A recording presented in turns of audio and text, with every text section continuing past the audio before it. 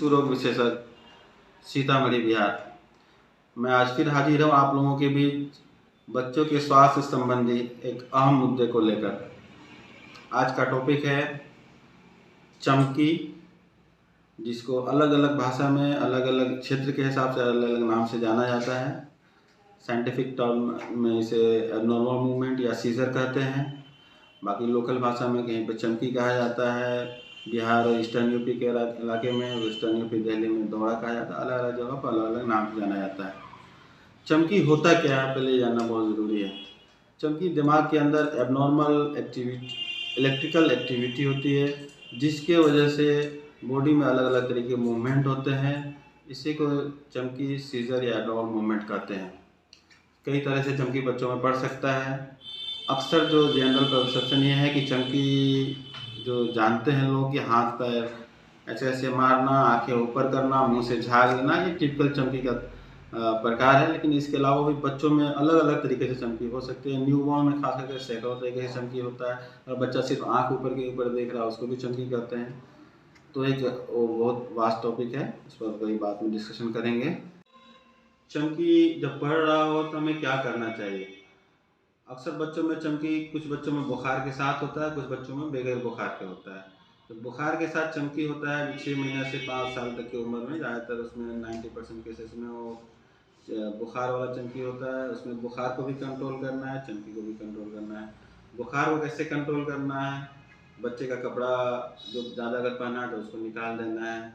बच्चे के बदन पे फुल टेपेड स्पॉन्जिंग जिसको बोलते हैं, पानी से पोछा लगाना, पूरे सर पर भी लगाना है, पीठ पर, बैक पर पोछा लगाना है। और डॉक्टर के सलाह के हिसाब से अगर कोई स्प्रे वगैरह मिडाजोलाम दिया गया है तो चमकी कंट्रोल करने के लिए नाक के अंदर मार सकते हैं। बिना बुखार वाले चमकी में क्या करना है, कभी भी जो जनरल चमकी के टाइम जो चीज़ें हमें एहतियात बरतना है, जो काम करना हो यह है कि सबसे पहले बच्चे को करवट लेटाना है। कभी भी जब चमकी पड़ रहा हो उस हालत में बच्चे को उठा कर बैठाना नहीं है।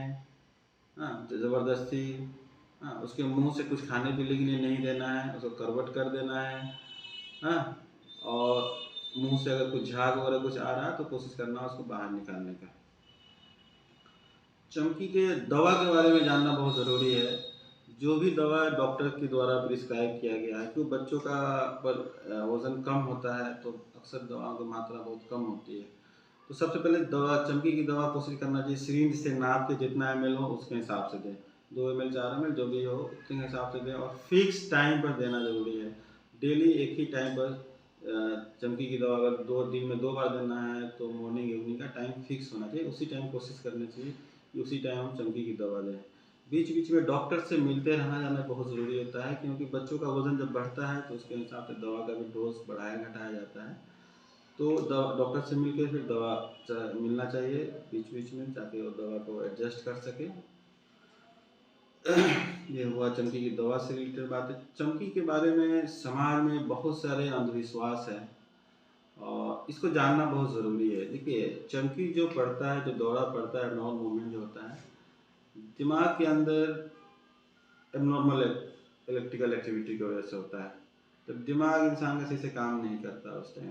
जब इंसान का दिमाग सही काम नहीं करेगा तो इंसान कुछ भी बोल सकता है, किसी तरह की बातें कर सकता है, बात कर सकता है, और कुछ भी सोच सकता है। वो जो भी सोचेगा, जो भी बातें करेगा, वो उसकी हकीकत से कुछ लेना देना नहीं होता है। ऐसे में हमको लगता है कि हमारे मरीज़ को जीन भूत कुछ पकड़ लिया, और फिर इसको देखते हुए अक्सर लोग झाड़ फूक में पड़ जाते हैं, और झाड़ फूक के चक्कर में अंग्रेजी या जो डॉक्टर्स के द्वारा जो दवाई लिखी गई वो दवाइयाँ नहीं खिलाते हैं, जिसका हमने अपने आंखों से बहुत सारे पेशेंट का देखा है कि उसको नुकसान बहुत ज़्यादा हो जाता है। जो बच्चों में चमकी जब पड़ रहा हो तो, या जब चमकी चमकी की बीमारी हो बच्चों में, उसमें क्या सब एहतियात बरतना चाहिए। कुछ एहतियात होते हैं, जैसे वैसे बच्चों को जिनको बार बार चमकी होता हो उसको कभी भी अकेला में नहीं छोड़ना चाहिए। कोशिश करना चाहिए साथ में कोई न कोई रहे, इवन रात में सोने के टाइम में। ऐसे बच्चों को स्विमिंग वगैरह के लिए, नहाने के लिए नदी में, तालाब में नहीं भेजना चाहिए। वैसे बच्चों को गाड़ी बाइक चलाने के लिए, राइडिंग के लिए भीड़ भाड़ वाले इलाकों में नहीं भेजना चाहिए। और कपड़े इस तरह से पहनाएं, खुदा न खास्ता कभी चमकी होता है, कुछ होता है और बच्चा गिर जाता है तो उसको प्रोटेक्ट करें तो फुल स्लीव कपड़े पहनने चाहिए। ये सब कुछ खास कॉमन बातें चमकी और दौरा के बारे में, बॉल मूवमेंट के बारे में भी हम समझते हैं कि इन चीज़ों से काफ़ी मदद मिलेगा जिनको बच्चों को चमकी की बीमारी है। और फिर हम अपनी बात आज इतनी ही पर ख़त्म करते हैं।